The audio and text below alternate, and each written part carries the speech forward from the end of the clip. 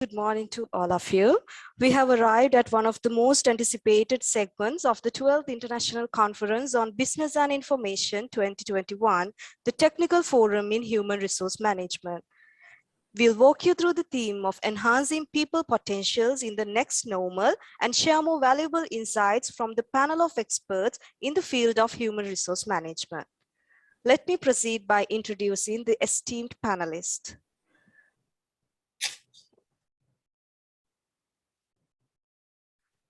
Professor T.V. Rao. Professor T.V. Rao is an academic, management consultant, author, and speaker. He is currently chairman of T.V. Rao Learning Systems Private Limited. With over 41 years of extensive work in the field of HRD, Professor T.V. Rao is often referred to as the father of HRD in India. He holds 2 doctoral degrees in psychology and organizational behavior from Sardar Patel University, India. Professor Rao has been working in the HRD field for the last 40 years. He has authored several publications, including over 60 books dealing with organizational behavior, HRD, education management, health and population management, entrepreneurship, development, etc. Moving on, I would like to introduce another renowned panelist, Professor Ajantha Dharmasiri. Professor Ajantha Dharmasiri is a conference speaker, corporate trainer, strategy consultant, author, and academic. He has a rare combination of being a chartered manager, chartered HR professional, and a chartered electrical engineer. He is the immediate past director and the chairman of the Board of Management of the Postgraduate Institute of Management, University of Sri Jayewardenepura, Sri Lanka. He holds a PhD and an MBA from the Postgraduate Institute of Management, University of Sri Jayewardenepura, and a BSc in Electrical Engineering from the University of Moratuwa. He has transitioned from being an engineer of electrical to an engineer of hearts and minds. Furthermore, now I would like to present another distinguished panelist, Ms. Madhavi Shilpadhipathi.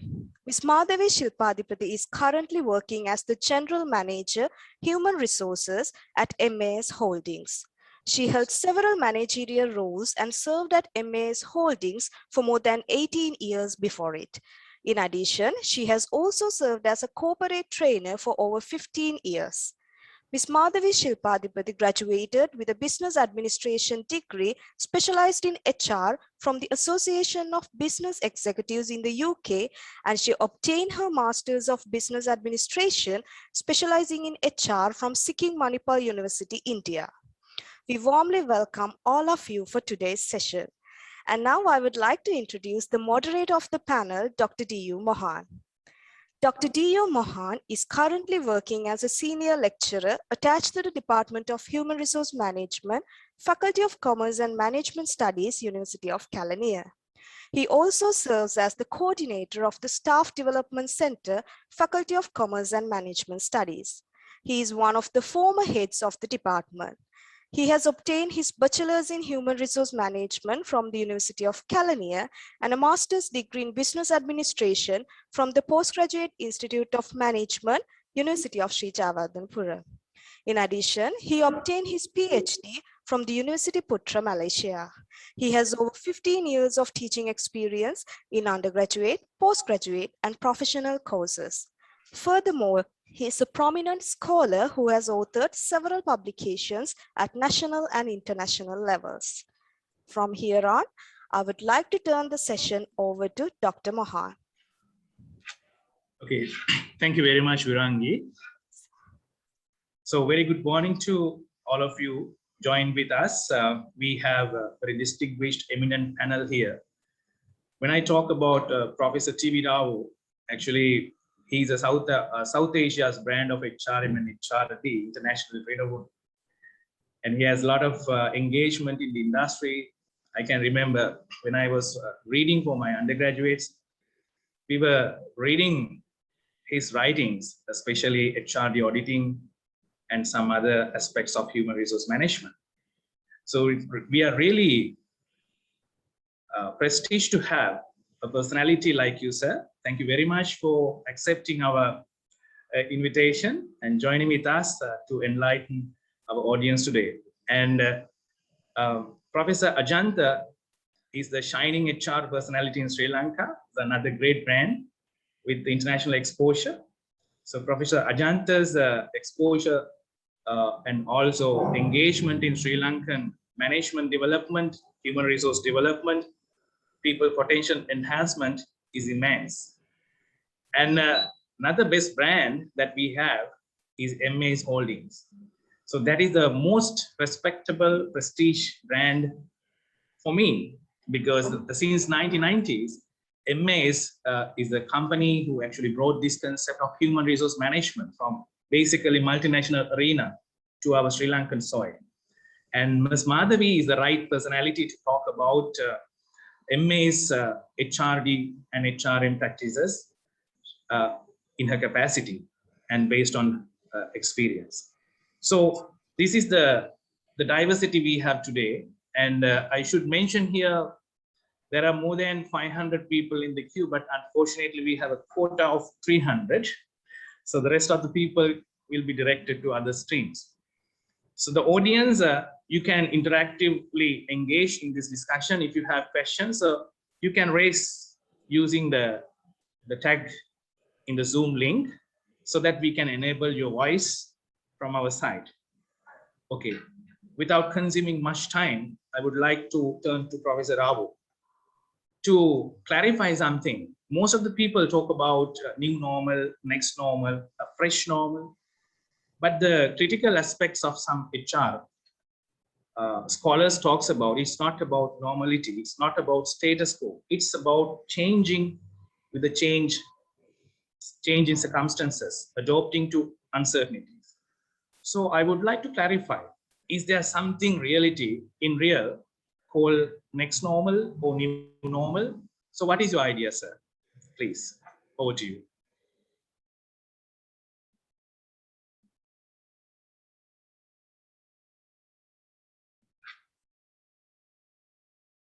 Yes, sir. Could you please unmute your microphone?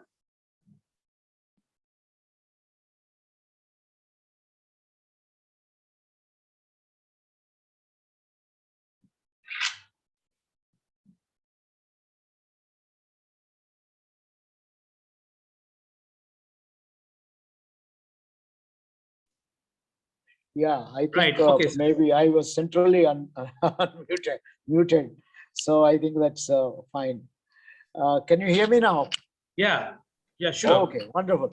Thank you very much. First of all, I must congratulate you for organizing this wonderful conference. I had a glimpse of your inaugural session on integrated accounting, which seems to have set the tone very well. To answer your question, is there a new normal? I think during pandemic, particularly towards the end, as we started anticipating the world to be different, everyone was anticipating the term new normal got created, hoping that things are not going to be the same as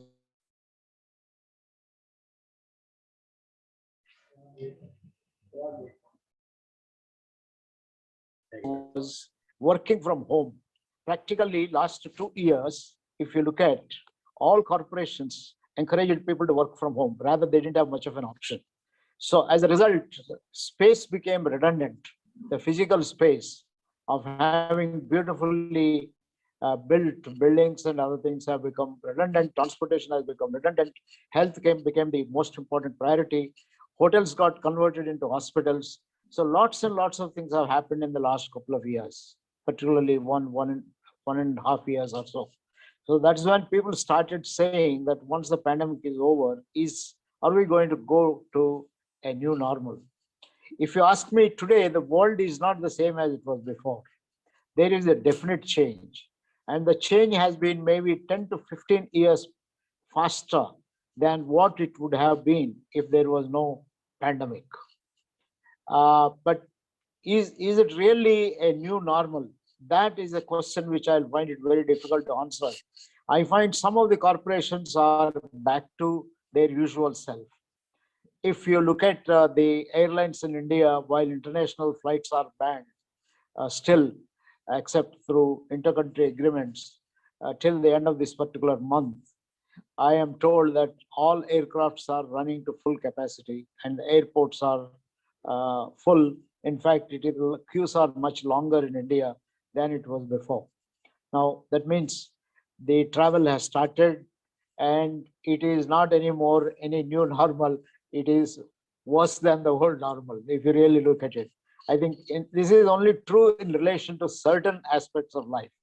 If you look at the other aspects, education, for example, we are still largely online, and the new normal probably is yet to come, but people are exploring a hybrid kind of learning. But I'm reasonably certain once the pandemic is totally over and we are all more comfortable, there will be back to the usual self, because people are recognizing the importance of social relations and face-to-face kind of interactions and so on. That doesn't mean that we're going to throw away all the gains of the last couple of years. I think we will probably come to find out all the advantages of whatever I think happened in the last 1.5 years and settle more. And that new normal, I think I will give it a time. I would want to say at this time, we're still in a fluid state and things will be clear maybe 6 months from now, or may even be 1 year, where anything like a new normal will be established. But there are a few things which are non-negotiable. Number one, I think human potential. This is the time, a few lessons we have learned. All people are equal. If you are rich or if you are on the top of the country or the world, be a president of a country, etc., do not think that you are not subject to the risks of coronavirus and so on. I think it is equal from a migratory labor in India to the president of a country or a prime minister of a country and so on. So I think the last 2 years have established equality among people, and therefore all people are equal. Most important kind of a thing. Second thing is health is the primary most important kind of a thing. That probably is going to be the new normal. Third thing, I kept saying that Maslow's hierarchy, need hierarchy has got much more simplified. I find there are only three needs, three categories of needs today. I normally say the basic needs, which are need for survival, I think is the most important kind of a thing. Need for to be safe and free from disease and to be healthy and things of the kind. So that is the first category. Second is economic security, financial security, health security, and so on. Third, I think all Maslow's higher order needs are combined for identity, one single thing. Everyone wants to establish his or her own identity, which means there is not one form of identity, there are several forms. You as a human being, wherever you are, whether you are in politics or in medicine or in HR or in accounting and finance, wherever you are, you can do wonderful kind of things. You need to exploit your potential. And also another lesson we have learned, failures are fine. They are not stigmatized as before. I think failures are likely to be a lot more acceptable in course of the future, because there are thousands of startups, but I am told, for example, in India, there are hardly a few who are succeeding, but people who are not succeeding are not bothered because they still have a lot of positivity and a hope you are likely to make an impact and so on. So I would want to say that uncertainty continues. Little less uncertain in the last couple of months. Hope is on the increase, positivity on the increase, particularly because the shortest period in which we have been able to put vaccines and also cover a large number of people indicates phenomenal amount of opportunity for science. It indicates that people rise up to any occasion. Our talent is enormous and so on. In every field, there is likely to be a lot of opening up and so on. So if you want to say this is a new normal, more respect for people, more talent, etc., I think that is going to be the case. I only hope that multiplied and Okay. This later, Professor. Yes. Thank you very much, Professor. Now we a lot of thoughts, actually brainstorming thoughts, actually came out of your first description, and I would like to ask from Professor Ajantha, how do you see this new normality concept within Sri Lankan context, and how we actually utilize the opportunities out there when connecting Sri Lanka in the international or global phenomenon? Do you see there is a new normality, or what is your viewpoint, sir? Thank you, Dr. Mohan, one of my worthy learning partners of the MBA program. And let me congratulate ICBI organizers for this wonderful collection of online session. And it's a great honor and privilege for me to sit together with one of my great HR teachers, Professor T.V. Rao. And we met in Ahmedabad a couple of times, but I still consider him as the Asian equivalent of the best HR model compared to the Western model, Professor Ulrich from Michigan. So we have our own Ulrich, that is Professor Rao. Yes. And also it's nice to meet Ms. Madhavi, I think a company that I admire a lot. And I got involved recently in writing a case study on MAs, how they resiliently revived during COVID. So coming to your question, Dr. Mohan, I think I agree with Professor Rao when he said the new normal, it's still going through a transition. We have not grasped the reality, but we need to go to the roots of the new normal. I would call it the reality and the response required. So the reality is all about VUCA. I would call it VUCA 1.0. It's all about the volatility, uncertainty, complexity, and ambiguity. In fact, we were talking about VUCA in a theoretical sense, but we did not anticipate that it to come to our doorstep so fast.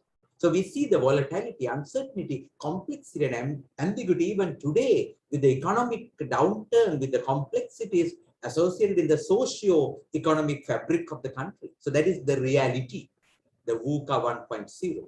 So what should be our response?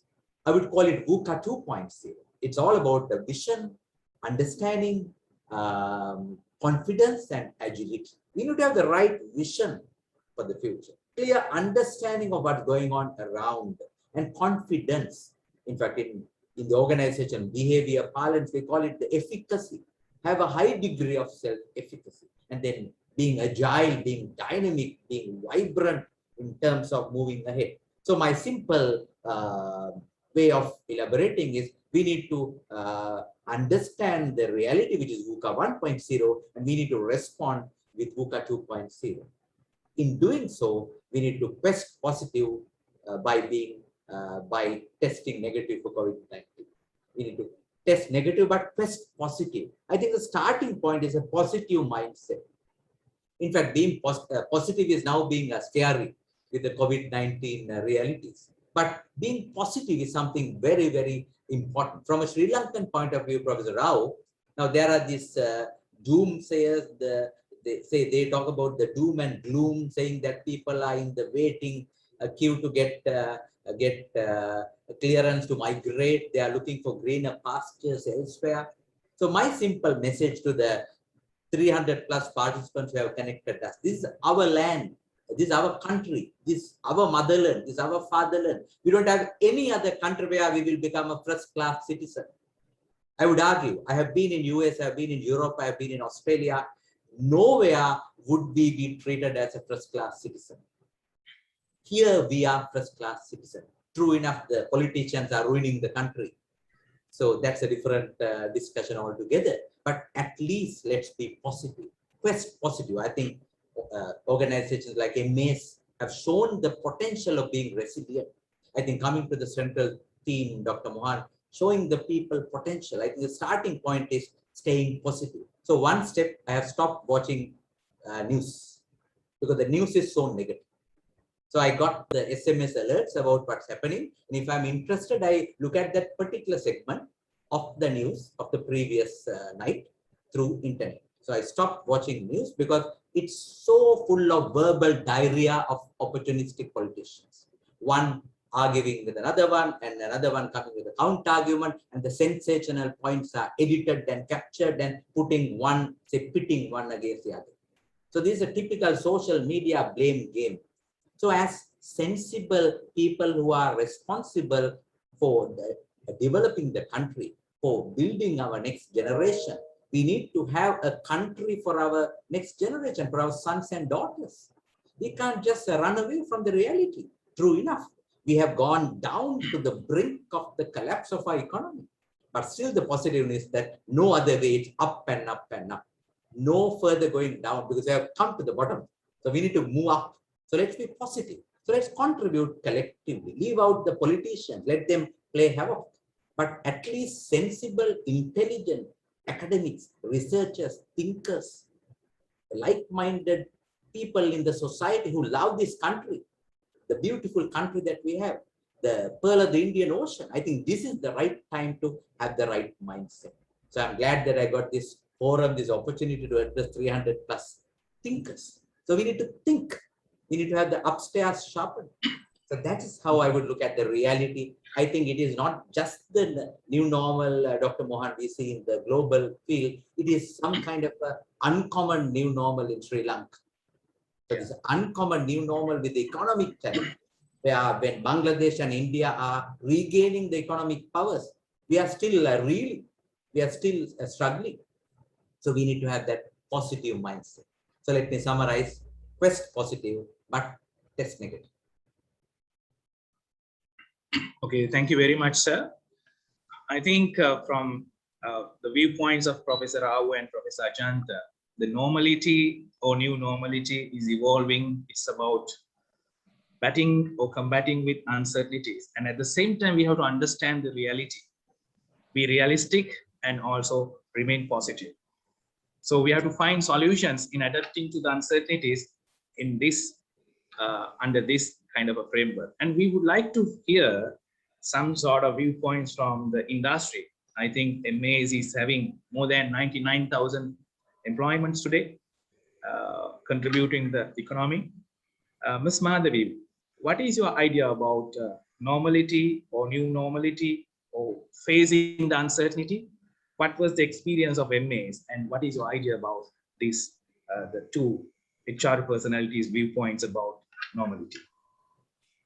First of all, thank you very much, Dr. Mohan. Thank you very much for this opportunity to take part in this event, in this panel with Professor Rao, whom we consider as Guru of HR, and Professor Ajantha, who is Guru of HR for us in Sri Lanka, who's one of the personalities, me as a student of IPM, whom we looked up to.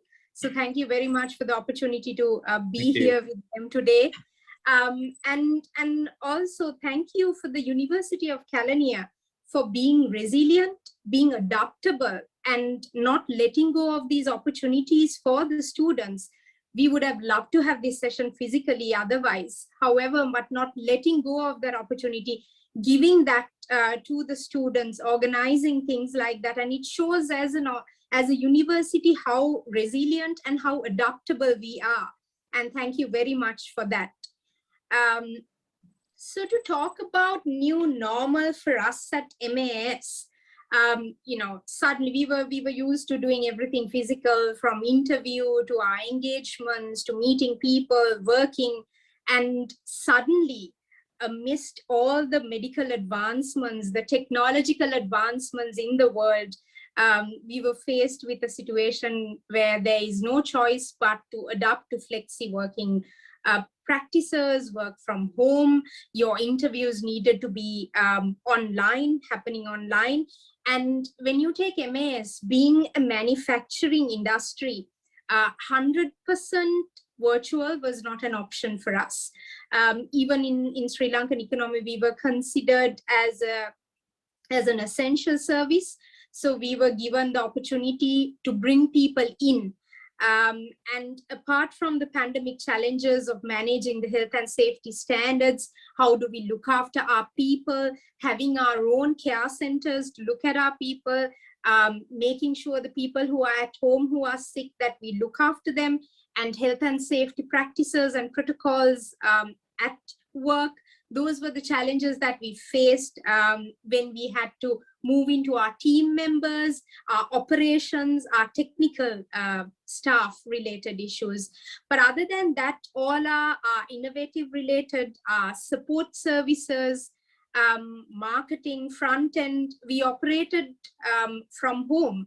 And most of the interviews that we conducted to bring people in, we had to conduct all of them online, and onboarding our employees, training and developing our employees, managing the mental health of the people, managing the employee burnout, managing employee engagement. All of it were challenges we had to manage virtually, online. However, now if you say how we are being adapting, like Professor Rao mentioned, different organizations use different models. And I would say MAS has gone in for a hybrid model now. There are certain, say even for office functions, for support services or front end, we still say 30 to 50% of the people can come into work, and rest of them can start working online. So it is a hybrid model that we practice right now. So what I would mention here is, with the pandemic coming in, the new normal that I see is when we wanted to introduce new practices like flexi work policy, part-time opportunities, we also had some resistance to see how do you know your people are working, how do you make sure that the efficiency and the effectiveness are there to 100%. And being a manufacturing entity, how do you make sure that the technical persons have to 100% be there at work, whereas you tell the support service people to work from home? How do you manage those differences? So when you're faced with a situation where there is no choice but to contribute in whatever way possible, a lot of people have got adaptable, a lot of people have accepted things, and it has made things a lot easier as well. So there are different ways of looking at it. A lot of people who were asking, can I work from home 2 days a week? Now they call and ask, can I come to work? Can I meet my team? The importance of having that man-to-man interaction, face-to-face interaction, the employee engagement, all of those also have come up. And lot of officers that we have now started thinking 100% of the time, 100% of the employees, do we have to bring them in physically?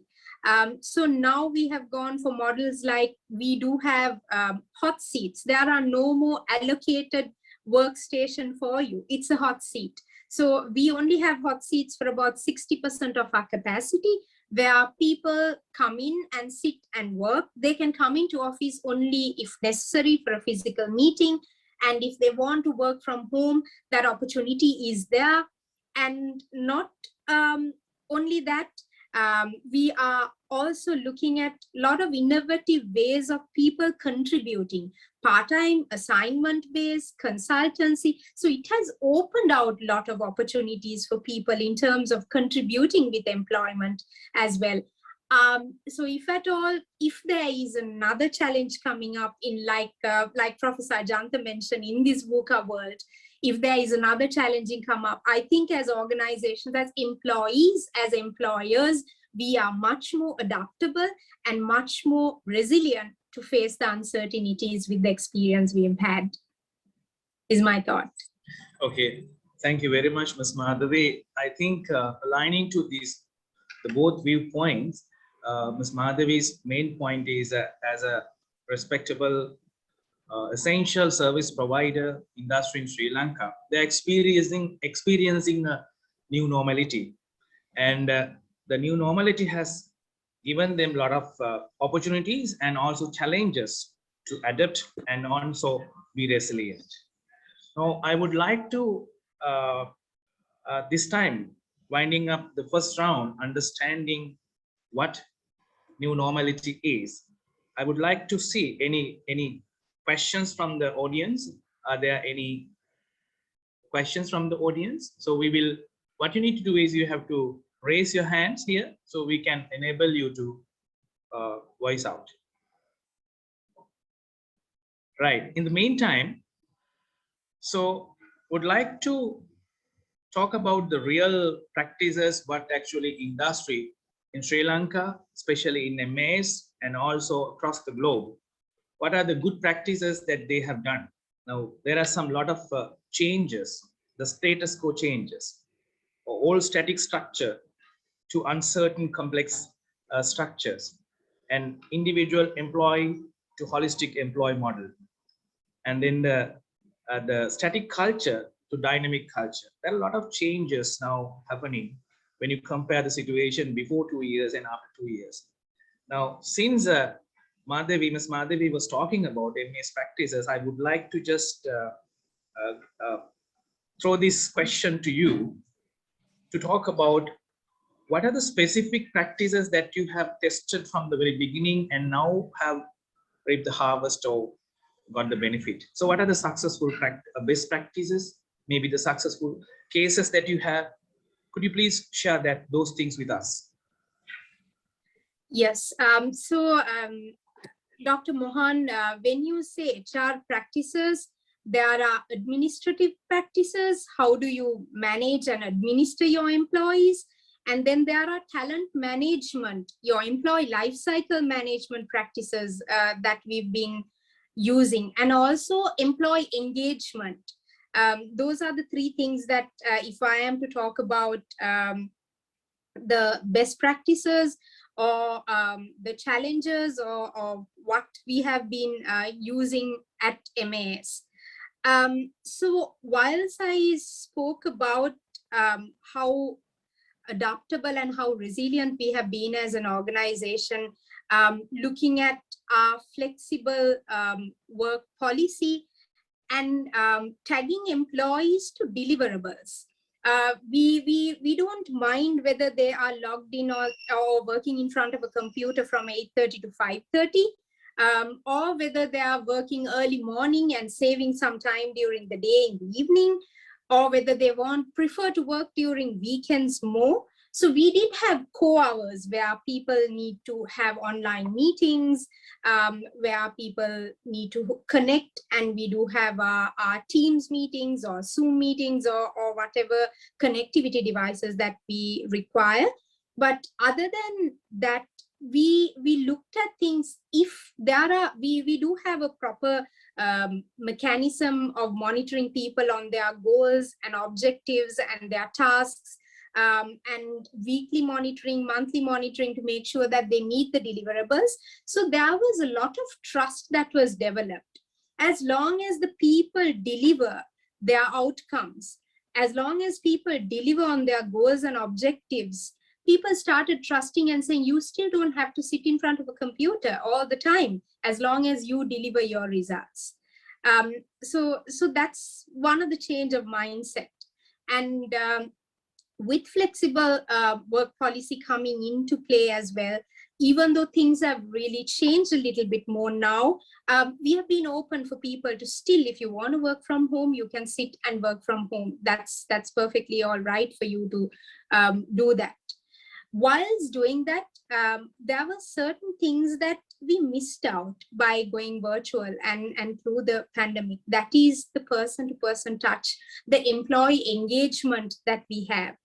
As a result, there were some people who went through mental health conditions. So we had our help desks, we had our internal counselors where people could talk, and we had mental health specialists who are coming and talking to you. How do you manage stress? And we also started respecting individuals as a holistic employee, not only an employee of MAS, but also their mothers, their wives, their daughters, their sons, their fathers. They have people who are doing homeschooling their children. Then they do have their husbands and their family to look after. So we took all of it into consideration when you're talking about mental health of people and mental well-being of people as well. And also there were certain things we had as learnings as well. That is employee burnout. So when you don't have your normal coffee breaks where you have a chat with your colleagues, or when you don't miss your lunchtime conversations, when you miss your near the water cooler, hi, how are you conversations, the ability to meet someone physically. So we learned the hard way. We learned halfway through there is employee burnout as well, where people just sit and talk to a screen throughout the day.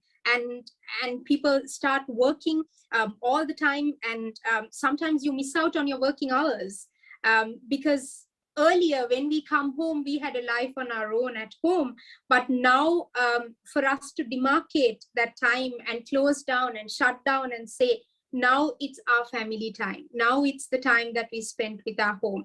So we also had to demarcate and share a few best practices across and say from 12:30 to 1:30 we don't have common meetings, it is your lunch time, and after 5:30 we will not schedule any of the meetings.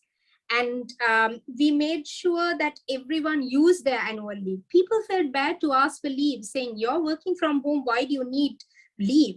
So we made sure that leaders were responsible to make sure that their teams take their annual leave. And when someone takes leave, we don't call them, we don't disturb them, we allow them to use that time for them. And those were practices that we practiced, and we shared with all our leadership, and we made sure that leadership adapt to all of those practices. And then employee engagement. When we work in an organization, there are a lot of engagement events and activities that happens. It could be your Women's Day celebration, it could be your New Year celebration, it could be your Christmas celebration. So there are a lot of gathering and there's a lot of celebrations, but we made sure that as much as possible, as much as possible to have a hybrid model, if not even virtually, we had those celebrations. We connected with people. We looked at online games that we could play. When we have to celebrate an event, we send food to home to their people. You know, you open your box of food that was sent and let's eat together and let's enjoy together. Let's have fun online together.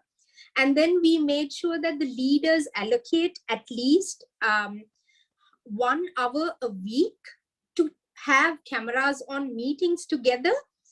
With your people, you can talk anything but work. Without talking about work, you can talk about anything.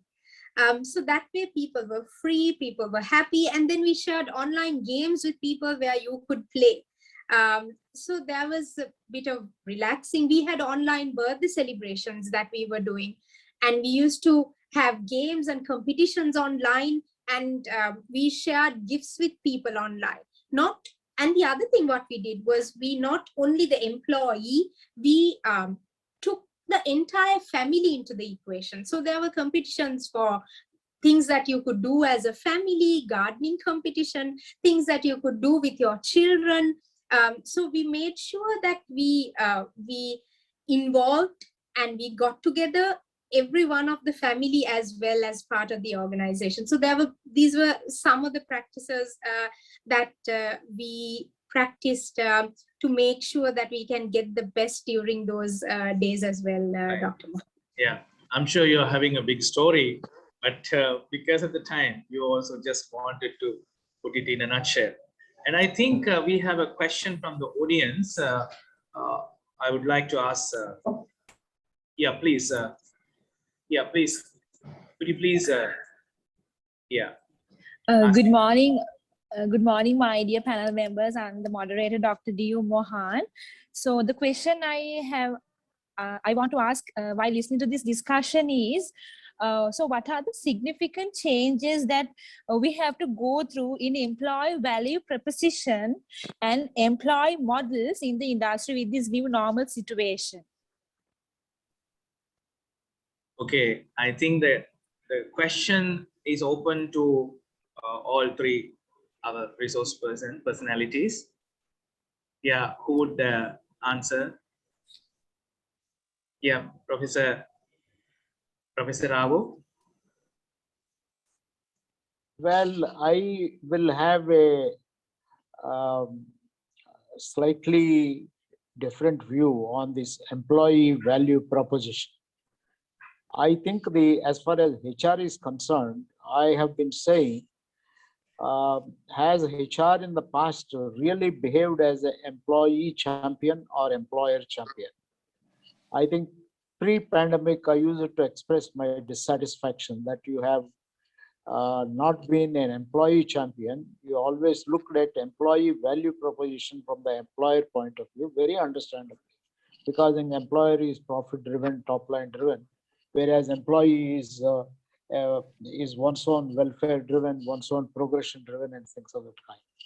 I think post-pandemic, one thing that has become clear, and in fact, it made the HR's role more complex. Can you hear me? Can you hear me, Yes. Professor Yes, Mohan? sir. Yes, sir, we can hear you. Yes, we can hear. Okay. It has become more complex. If you ask me a question, what are the changes? I would say that expectation from HR on employee value proposition, in my view, is now shifting, that you not only expect the employees to add value, you expect every other stakeholder to add value. I think you need to understand your investors, you need to understand your employers, and no employee can add value if the employer does not take care of the employee. I think that becomes so the question of employee value proposition linked to organizational profits has become sharper and complex post-pandemic. Now, what do I say sharper? If employers or employer targets, in fact, I kept saying medical professionals are the saviors of human beings, whereas HR professionals are not merely the people who take care of the health of the human being, but also take care of the continued economic sustainability. So you have to continue to work for profits, and therefore the new role of HR is to constantly, I think, even work with the employers to define and redefine, understand the customers, work with customers, and that is when the question of employee value addition comes. If you cannot help the organization to sustain itself, be flexible, change itself, you cannot bring in anything like an employee value proposition. So employee is only one, but very important part of the HR's life. But HR's life now extends to the community. If employees are living in a community where community is not healthy, you can't say that I am not going to be taking care of the society in which the employees are living. There are no medical facilities, then you will have to be caring about it. Or if there is no good transportation system, you have to care about it. So you have become a champion, employee champion, by simultaneously becoming a multiple stakeholder champion. So employee value proposition, in order to ensure this, you'll have to ensure a whole lot of other things. This makes HR's role complex. I know it's not an easy question to answer. We'll need a lot of dialogue and discussion on this. I earlier used it to say, gone are the days where you have uniform HR policies. This is pre-pandemic. Post-pandemic, it is confirmed. You have to have a separate policy for every human being. If you read between the lines, that is what Madhavi is in a way saying, that mass has matured because they continue to manufacture. At least a part of them had to, because of under essential services, they have to continue, and a part of them have seen the other part of the world. Now they have matured in terms of coming up with variety of a hybrid kind of workplace, hybrid policies, and so on. I mean, that is probably the direction to go. And that is what I call as probably the new employee value proposition, by taking care of sustainability, environment. Now, Dave Ulrich says this in a very interesting way. Employees are happy to work for a company that delivers results and has a big name in the marketplace. So you don't only work for making employees happy by giving them salary increases or having a good performance management system, but you have to simultaneously work for, I think, building up the brand of the company by working for the community, by working for the society, having in mind investors, having in mind a whole lot of stakeholders. So HR has become much more of a stakeholder manager in terms of human resources. I mean, this is a big change that has come, in my view. If it is not today in some companies, tomorrow it is going to happen. Yeah, I think this is really very insightful thoughts actually you brought here, especially to our Asian context. We have to redefine our HR, how we define HR roles, values, and also the ecosystem. I'm sure Professor Ajantha also here, he can add some more to that same question. At the same time, he can talk about some the best practices and successful cases in responding to the pandemic, in enhancing the people potentials in the new normal. Yes, sir.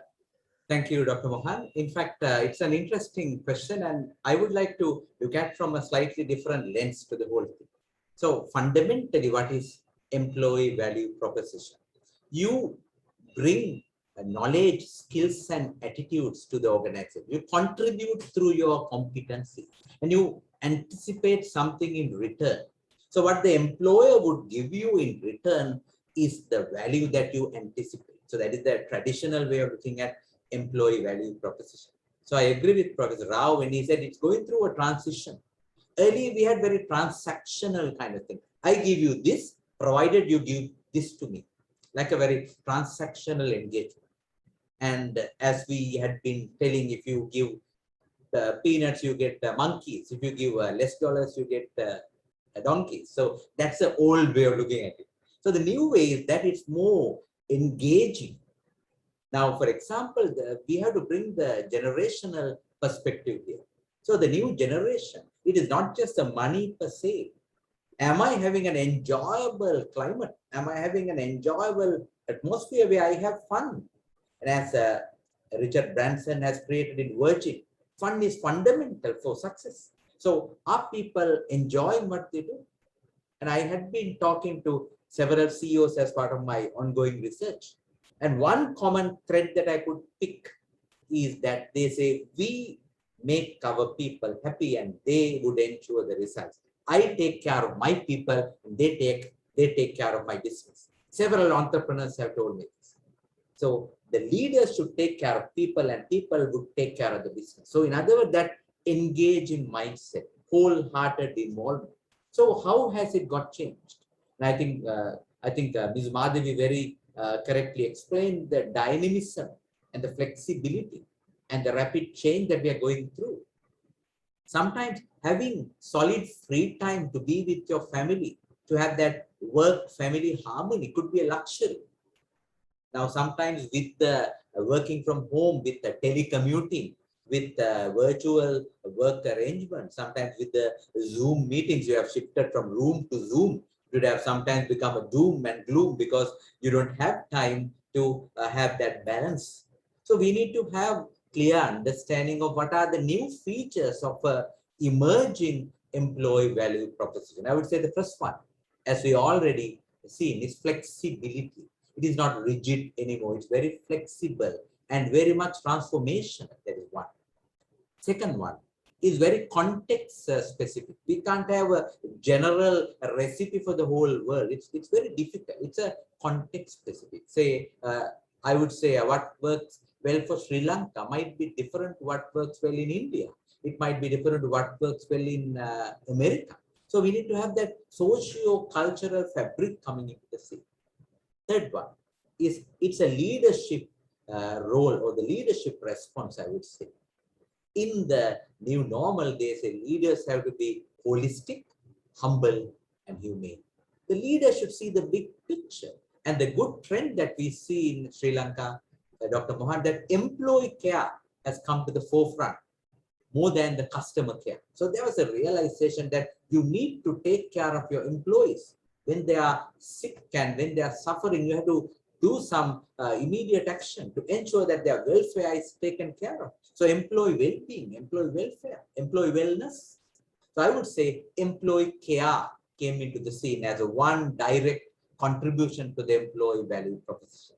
I know so many leading organizations have spent money in ensuring that their people, when they were affected with COVID-19, they were taken care of. They were sent to hotels for their quarantine period and their curing period. And that's a very good sign that the organizations or the employer showed that they are caring for people. So one keyword is employee care. So in the new emerging employee value proposition, one is care. Second one is collaboration. and of course to demand commitment. So it is shifting, and honestly, we can't exactly give it is this like a recipe. It is still on the transition, but it will be different with the holistic, human and humble leadership in action. I'm sure it will be more employee friendly in time to come. Okay, thank you very much, sir. Actually, now we have two perspectives. Professor Rao took a perspective of where you have to get the value, not only from employees, it's about from holistic stakeholders. And Professor Ajantha took a perspective of how you identify what people expect. And in that case, what organizations have to do. The leadership has a great role, especially in caring employees. And still, now the expectations are changing with the changes of this uncertainty. And that is where the researchers and organizational practitioners have to do their homework, research to understand this. Thank you very much that insight and for that insight. And Ms. Madhavi, do you have anything to add on this employee value proposition and how you care about your people? Now you actually added a lot of things, but if you have some more aspects to answer this question, it's now you have time. Thank you. So as an organization, whilst I agree everything that was mentioned by Professor Rao and also Professor Ajantha, so when you say employer value proposition for us is like Professor Ajantha mentioned, what can we offer as an organization to our employees? If you come and join MAS, what can we offer you in return is the value proposition for us. And from the research and from what we've been through and what with connecting with a lot of university students, connecting with a lot of people in the talent market globally, I think the value proposition should shift a little more. I totally agree with Professor Ajantha in saying the flexibility. How much of flexibility can we offer our employees as an employer in terms of the way you contribute to work, where you work from, and different working assignments, taking breaks during the working time periods, and that flexibility. How much do you offer flexibility to your people? And number two is individuality. You can't have one size fits all solution for your employees no longer. People are very different from one to another. It's very different from what they are looking at from an employer. When it even comes to benefit, Dr. Mohan, we have kept our benefits as a bucket of benefits where people can pick and choose what they want to do. So respect individuals as individuals, and they have their own ways of doing things. They have their own ways that they like to do things. So to respect that individuality, and also the care that you give to your people. How do you look after your people irrespective of time being? How do you look after and how do you care for your people are in the forefront of the value proposition right now if you want to attract the right talent to the organizations. And that's where we are looking at as well. Right. Thank you very much, Ms. Madhavi. I think now with this value proposition thing, we shifted our focus from a kind of a organizational level to again nodal level, and again come to the individual level, right? To understand that means that the management or HR is now not only employee driven. It's about context, it's about organization, it's about individual, not only the individual, but the holistic individual, right? So with that, now, since the time is running out, we will move on to the next phase to understand. Now, we share a lot of good practices and some evidence of failures. Now, what do we need to do? The pandemic, now in different contexts, now we see the kind of signs of decaying this, and now we are coming on to that normal previous phases or the business life cycles. Now, what can you suggest, Professor Rao? Now, maybe you can take examples from Indian context and global context. Countries like Sri Lanka, industries in Sri Lanka, Now, what would be the next phase and how should we get ready to undertake the future sort of problems, expectations of the environment, especially in enhancing the employees' capacity? What can you recommend? Well, I think number one, we must all recognize learning or opportunities to learn have become much more freer now than before. You don't need to wait for a big program to be run and pay enormous amounts of money to attend that program at Harvard or so on. In fact, many of the Harvard, Wharton, or any of the professors across the world are giving a lot of webinars and other kind of talks free. Practically, I think you will find knowledge has become more freer. In our own consulting company, which we are running, we find people are more willing to attend our online programs on weekends, sponsoring and spending their own money. And there is no reduction in fee. What companies used to pay earlier, they're willing to pay for themselves because they started valuing talent and skills and acquisition of these. And they started feeling that we acquire these skills, you are enhancing your own marketability. So learning, we are in a lot more freer world today where knowledge is more easily accessible. But I think what is required is for the HR to revisit and redefine. Now, I want to provide a little bit of a context. I am saying that HR is no more the business of HR people. Every person is his or her own HR manager. You have to take care of your own growth and development. Do not expect a department or another person by name HR professional to take care of your development, growth, safety, security, whatever you want. So ownership for one's own development has come to every individual. This is number one. So every person is his or her own HR manager. And if you have to take who is the most important HR manager, I would start by saying, while every person is his or her own HR manager, the CEO is the most important HR manager. In fact, I kept telling people in India, if you look at what the Indian Prime Minister has done in the last several months, he has become the HR manager. In terms of educating people about the importance of maintaining, using masks, getting vaccinated, doing a whole lot of things. And you will find he started giving a lot of lectures and talks and things of that kind. I think this is true with many other, like you have examples from New Zealand. I think a lot very interesting things are talked about the leadership provided by in New Zealand, or some of the other kind of countries, wherever Australia, if you look at, very interesting kind of things. So the CEO, the top level person, becomes the most important HR facilitator while you take charge of your own HR. Now, if everyone becomes his or her own HR manager, why do we need HR managers, HR professionals? Now, that is where my most important submission is. We require a lot more competent HR people today because their job is to make every person to take care of his or her own HR. So to build this kind of a sense of ownership for one's own development, I think that is where you use certainly welfare, as I think I totally agree with Professor Ajantha. I think people, when you take care, we look at a lens and take care of their welfare, they get more committed. This is one finding, but a lot more need to be done. If you shift the same lens a little more, you start finding taking care of the welfare doesn't mean only looking at the individual. As Madhavi said, looking at the family, looking at the society where they are living in, looking at the entire kind of a context, and that is where Professor Ajantha used a very important term, contextual.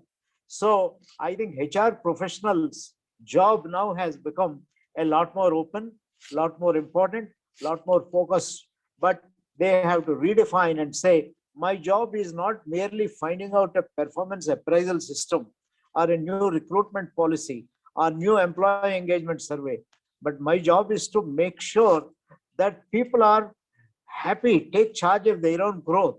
I can only do up to a point, but a large part of it can be done by the individual itself.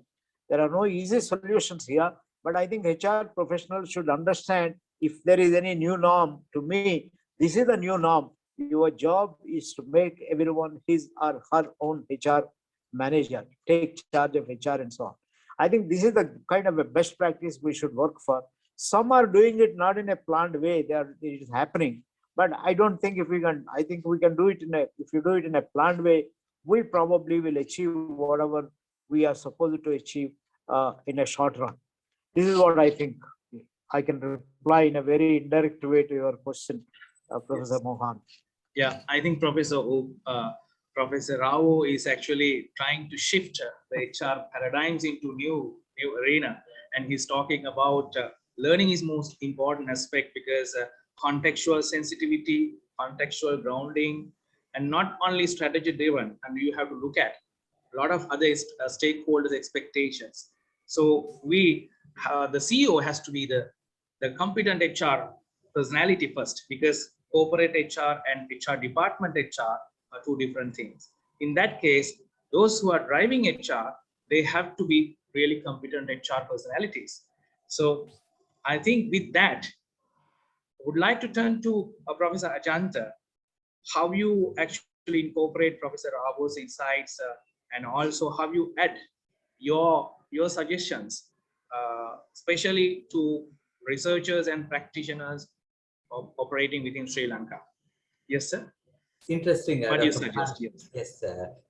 In fact, it reminds me of my doctoral research. I did it on strategic orientation of HR profession. So I interviewed CEOs and asked them how they would look at their HR people.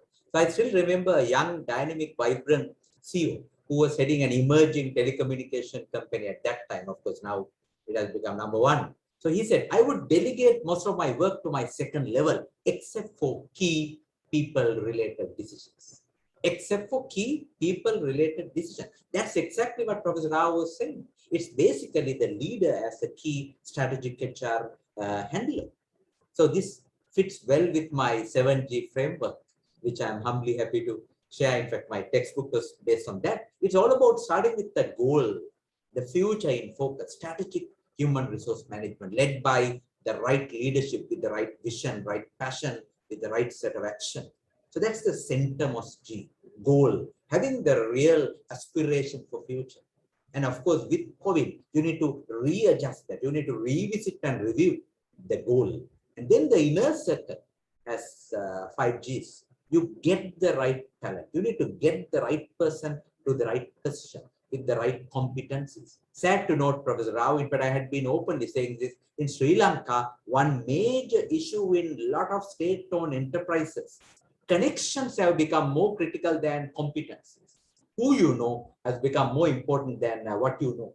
So connections would give the job and they would ruin the place. They would steal, rob, and vanish. So we need to have the connection secondary, but competency is first. Competency-driven approach. So you get the right person for the right position. We have seen how the country has suffered where we don't have the right person in the right position. It might be applicable to many levels, including the very top. So right person to the right position. And then that is the getting part. And then the giving. You need to give the right reward and recognition. As Professor Rao said, and as Mrs. Madhavi amply elaborated with practical insight, it is not just money. It's more than that. It's financial, non-financial, both. Rewards, a wide array of things. Even giving a pat on the back can be a good reward. Now, I think gone are the days where you had employee of the year, employee of the quarter, employee of the month, where a frowning face of a person is framed and kept somewhere, employee of the year. That era is gone. Now it is employee of the moment, giving the right spot-on recognition, on-the-spot recognition of people, appreciating it. So I think we are very stingy as a culture, Dr. Mohan, I'm telling openly, we don't appreciate people enough. We have the blame game. We point fingers to people, but we don't appreciate their good deeds.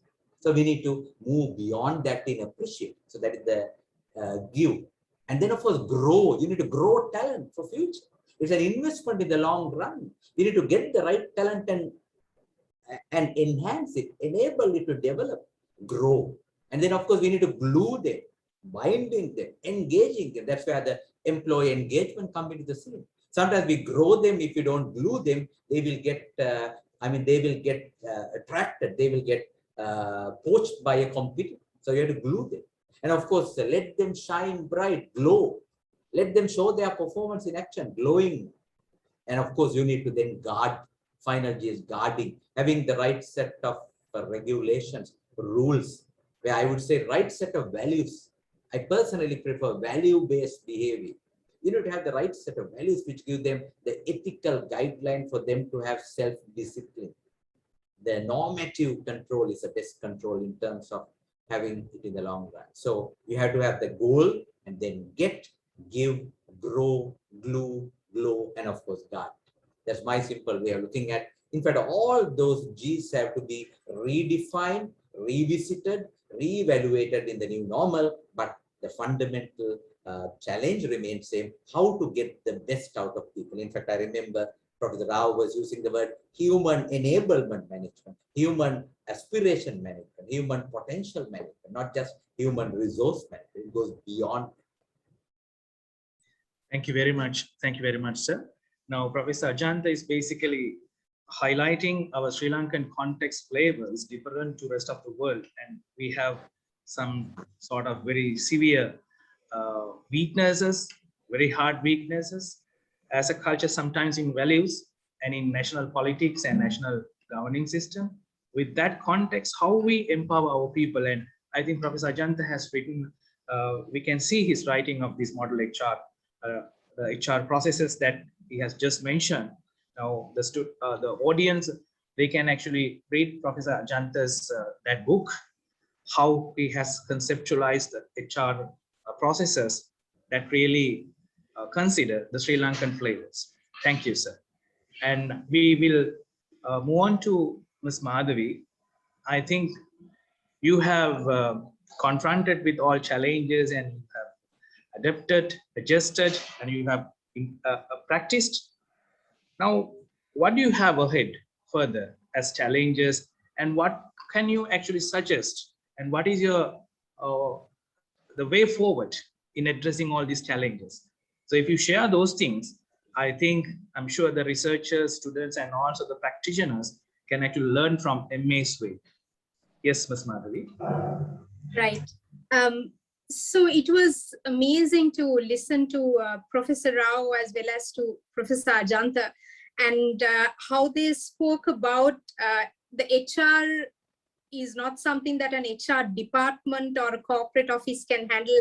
Every line manager, every leader, and every individual is an HR manager of their own. And also the model that Professor Ajantha spoke about of getting the right people and developing them, letting them grow, letting them, how do you reward and recognize them? And, listening to it, I was very happy and also proud to say that that's exactly the model that MAS practices as well going forward. So when you say what is our expectation to our people is to provide a rewarding employee experience. So that is once you take the employees into the organization, and also you have to attract the right talent to the right job in the organization as well. So when you say to provide the rewarding employee experience, yes, HR can be there, facilitate, support, act as a center of expertise, share the techniques, mechanisms, and when you attract the people to the organization, HR department or the highlighted HR people have a bigger role to play. But when you say to creating that rewarding experience, recognizing your people, your line managers and your head of departments have a bigger role to play in looking after and taking care of their people as well. When you say developing, yes, you can have the major development opportunities, you can have your IDPs for individuals, but line managers should release their people. So when you say performance management, how do you make people accountable for deliverables? How do you have a transparent performance culture? How do you have the equality in the organization? And also when you say the succession or the career management of your people, we always encourage within the organization for internal mobility, for people to move from one place to the other. So specifically when we look at people who are more than 100,000 people working for us in 16 different countries, so we allow people to move within and in there as well, and also developing your people for the next level, identifying that talent pipeline, all of that, there is a huge role that everyone has to play. As individuals, owning your career, applying for vacancies, knowing that this is what my future steps are, this is what I want to do. So that is a practice that we actively develop, guide, and act as center of expertise from HR to develop our line managers, as well as developing our own people to be their own HR professionals on their own, and also giving the right reward for the people. And recently, when we talk about the employee burnout and working virtually and all of it, we've come up with an employee recognition scheme. It's non-monetary, but like Professor Ajantha mentioned, how important it is to have a pat on the back and say, job well done. And sometimes, 100,000 rupees can't give that motivation that employee gets through, and recognition and appreciation. Coffee with your CEO, and to be recognized in a forum, making sure that your name is being said, and appreciate the work that you do. So that reward, recognition, all of it, how important that is for individuals.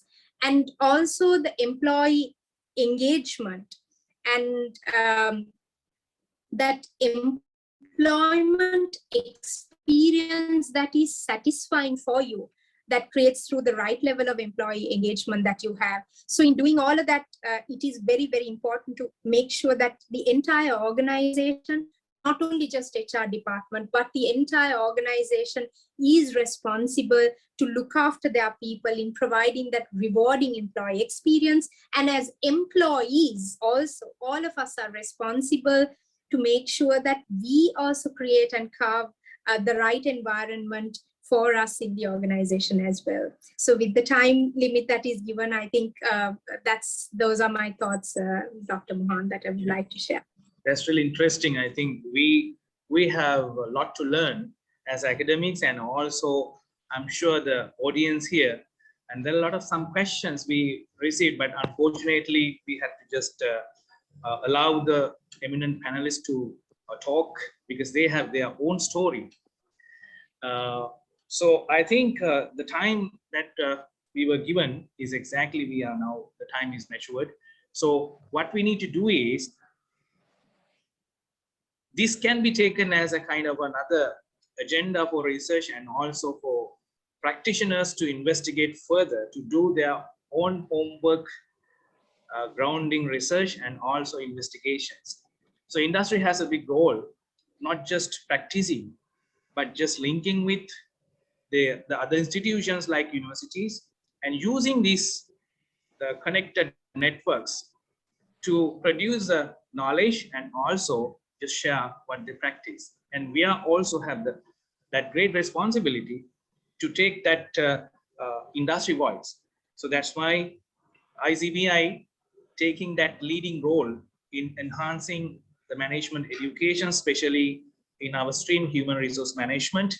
We connected with Professor Rao, Professor Ajantha, and Ms. Madhavi, and it was a great and wonderful session.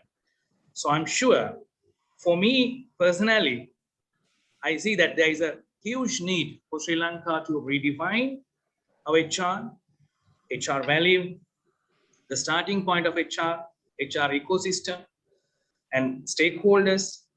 So many things. So thank you very much, Professor Rao, for your great contribution, especially taking your time in spite of your busy schedule. And this was one of the greatest session I actually heard last 2 years, and especially Professor Ajantha's contribution. And he, especially considering the contextual happenings what we have now, especially with the corona pandemic, and highlighting the importance of remaining positive, understanding the reality. As Sri Lankans, we don't have any country that we are recognized as first citizens. This is our country.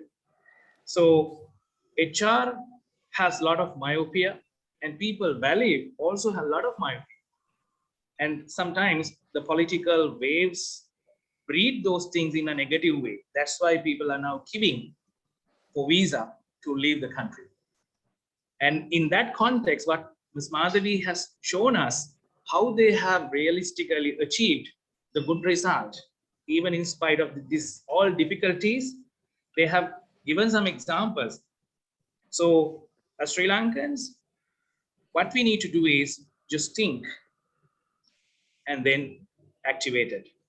So thank you very much for our distinguished and eminent panel today, Professor Avo, Professor Ajantha, and also Ms. Madhavi. I'm sure this is not going to end. We are really happy to take you and also get connected with you in the future as well. Thank you very much. Thanks a lot, sir. Thank you, Dr. Mohan. Thank you. Thank you. Thank you very much. It has been wonderful interacting with all of you. And Thank you, sir.